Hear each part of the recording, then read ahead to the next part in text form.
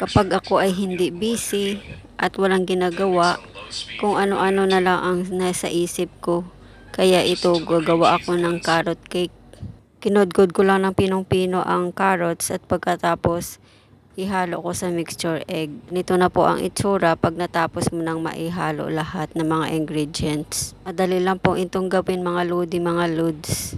At ito na po, nilagay ko na sa baking pan. Dalawa ang ginamit ko para hindi na kailangang hatiin pagkatapos ng maluto. Ready na po itong ilagay sa oven.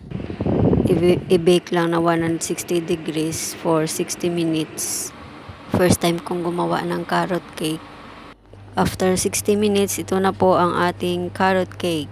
Palamigin ko muna ito bago lagyan ng frosting. Nagamit lang ako ng cream cheese, whipping cream, asukal at saka vanilla essence.